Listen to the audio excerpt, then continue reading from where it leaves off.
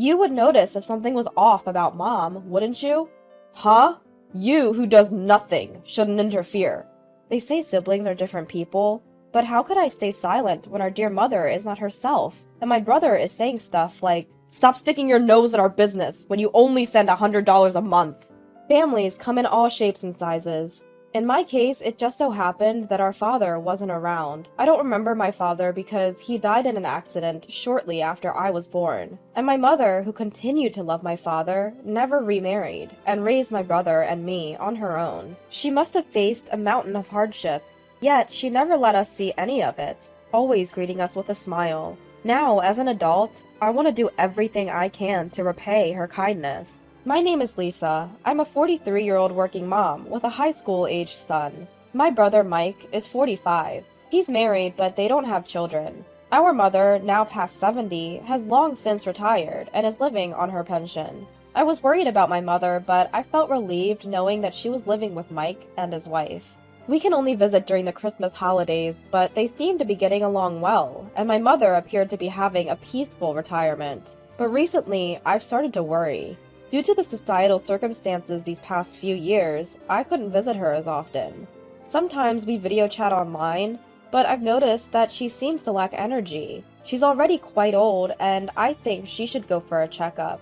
But she hasn't been too eager, so I decided to call Mike. Mike and his wife don't have any children, and his wife is a homemaker. I don't want to impose on them, but I thought I would ask if they could take Mom for a checkup. Hi Mike, it's been a while. I wanted to talk about Mom. I'm busy right now. Let's talk later. And he hung up. So I tried calling again during the weekend. Hey Mike, do you have time to talk? I'm concerned about Mom. I have a terrible headache. Let's talk some other time. He hung up again. If I send a text, it's just read and ignored. If this keeps happening, even I will lose my patience. If he's busy or not feeling well, he could call back when he's free, right? If he doesn't like calls, he could at least reply to text. Well, I can't be too demanding, because they are the ones taking care of our mom. Yes, I can't be there to take care of her myself, but at least I'm sending money. I've been sending $2,000 from my salary every month to Mom. I've never reported this to my brother Mike, although I can't imagine he doesn't know. Maybe I should take the time to have a thorough conversation with Mike.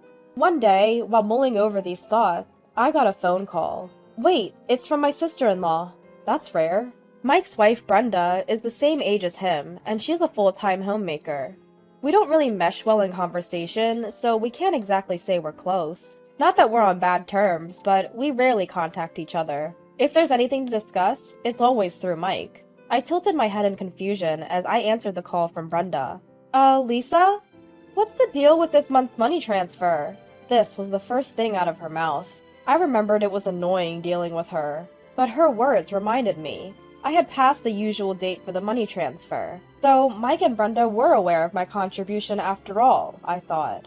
At the same time, I couldn't help but wonder if Brenda was the one managing it. I'm sorry, I've been so busy, I completely forgot. I'll make sure to transfer it by this weekend. You can transfer money online these days. We're taking care of your mother, you know. Don't tell me you think this is a free volunteer gig. I don't think of it like that. I'm always grateful to Mike and you, Brenda. Really?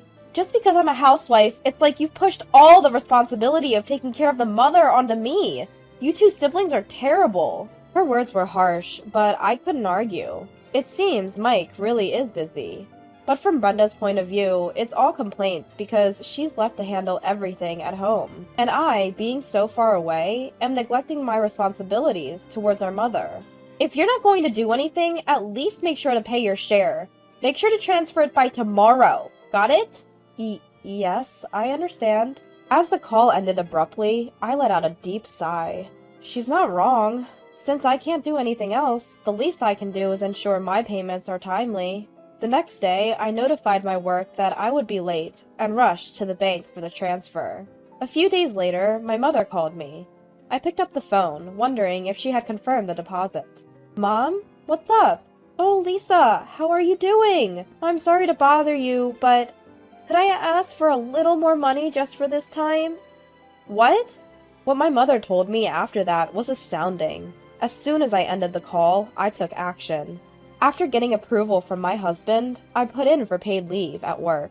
As soon as everything was in order, I boarded a plane. My destination was my childhood home, in a far-off land. Mom! What happened to you? Upon arriving home, I was lost for words at the sight of my mother, who had come to greet me. I couldn't tell over the video calls, but seeing my mother in person after a few years, she had lost a significant amount of weight. Well, I understand she's older, but the degree of her weight loss is alarming. Are you not hungry? No, I definitely have an appetite, but there's no food. What? We don't have money, so there's not much to eat. No money? Wait, Mom, are you making meals? No, Lisa is preparing them. Then... But with only having a cup of noodles every night, I've inevitably lost weight. What about Lisa? Does she also live with such a diet? She says she usually eats out and doesn't eat at home, unless Mike is around. What's going on? She has the means to eat out, right? Yet, she lets my mother eat such poor meals? Mom, if you can't cook, what about takeout? You could even get some exercise going out to buy it yourself. I'd like to, but we don't have the money. You don't? What about the $2,000 I send every month? Well, Lisa takes it all for the monthly expenses. What? What kind of expenses? Well, it would be too harsh to blame my mother. Her judgment may not be as sharp as it used to be. The problem lies with my brother and his wife. What on earth are they doing? I decided to wait for my brother and his wife to come home and have a discussion. Huh? Why are you here? These were the first words out of my sister-in-law's mouth when she returned home. It's been a long time, Brenda. I hope you've been well. What's the deal? Suddenly showing up? You know it's rude to just drop by, right? No, but... Just go. You're in the way. Be gone before Mike comes back. I suppose it's understandable if people are annoyed with me. But why on earth would they want me to go home so badly? Meanwhile, my brother Mike, who was worn out from working overtime, returned home. Huh? Why are you here? This was the first thing out of Mike's mouth, too. With a wry smile, I told Mike and Brenda that we needed to have a discussion. What's there to discuss? It's about Mom, Mike. How much do you know? Mom? What's up with Mom? Well, Mom has been eating just a cup of noodles every night. Achoo! Did you know she wasn't eating anything else? Huh? What are you saying? I mean, Mom's only eating... Achoo! Noodles. Achoo! Brenda, you're being quite loud. What's with her, interrupting me with a sneeze every time I speak? And what's with those sneezes? Who does she think she is? Brenda, unflustered, looked away, ignoring my glare. I'm saying she's lost too much weight. Have you even been talking to Mom? Do you think I have any time between all this overtime work I've been doing during this recession? Brenda has been taking care of Mom instead of me. You do nothing, so don't butt in. But I can't keep quiet under these circumstances. I may not be able to look after her, but I'm sending money, aren't I? What happened to that money? You call that money? Don't act so high and mighty over a mere $100. The moment Mike said that, the room fell into silence. What?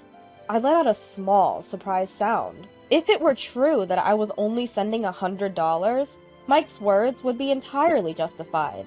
However, that's not the case. What are you talking about? I've been transferring $2,000 every month. What?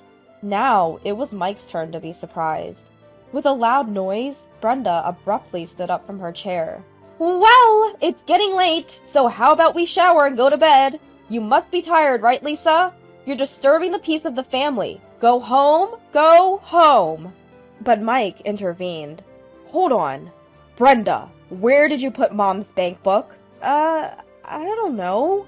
You did ask me to deposit money as soon as possible, didn't you? Don't spout nonsense, Lisa. Brenda, standing her ground against my mom and me, let out a small gasp when Mike called her name in a low voice. Mike is scary when he gets angry. That's a well-known fact in our house. But then again, he only ever gets mad for good reason. He seemed to be genuinely angry now, having finally seen the situation for what it was. Where is Mom's bank book? Where is it? Wait! Here it is! As Mike roared with anger, Brenda hurriedly brought out Mom's bank book. Seeing it, Mike was left speechless. Damn! She's been withdrawing $2,000 every month for years! Mike? You really didn't know? Yeah. Brenda told me she was only taking out $100 every month, and I believed her. What a mess. Such a misunderstanding. But the real problem is the person who caused this misunderstanding. Brenda, what did you do with the $1,900 from the money Lisa sends Mom after deducting the $100? It has just gone missing. What can you do about it? How does it just disappear? That's ridiculous.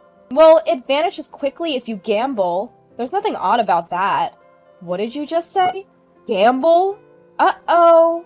I mean, shake it off like you're cold and money will... What the heck are you saying? Lisa mentioned earlier that Mom only has a cup of noodles every day. So were you going to the casino during the day? Sometimes. How often is sometimes? I go to the casino from Monday to Friday and buy tickets online on weekends. That's every damn day! I'm astounded. No wonder the money we sent her disappears in a flash. In fact, she might have used up all the money Mike earned, excluding utilities and other necessary expenses. It turns out she didn't just squander Mike's earnings and my contributions, but even debt surfaced. After hastily summoning Brenda's parents, a unanimous decision was made to divorce, excluding Brenda. I won't divorce! No! Brenda was crying out, but after being severely reprimanded by her parents, she finally quieted down. Mike agreed not to demand alimony, but rather a promise to return the exact amount that I had been sending to my mother. Of course, a lawyer was present, and documents were created. Brenda's parents apologized and agreed to pay everything in a lump sum, including the alimony. According to Mike, Brenda returned home afterwards and is living under the strict supervision of her parents. She is working from dawn to dusk to repay the money her parents paid up front, it seems. Her parents are in touch with Mike, saying they are teaching her discipline every day. Mike and Mom have started a life just for the two of them. My husband and I moved when our son started living alone for college, a location halfway between my parents' house and my husband's in Ohio. It was fortunate that both my husband and I were transferred to branches of our companies located there. I have even reduced my workload and started to support Mike and Mom's life. Although Mike is not good at cooking, he has been skipping work to deliver lunch to Mom. Mom's face has returned to its former plump and kind expression, which is a relief. With that in mind, I go to see my mother today. Mom, please live a long and healthy life.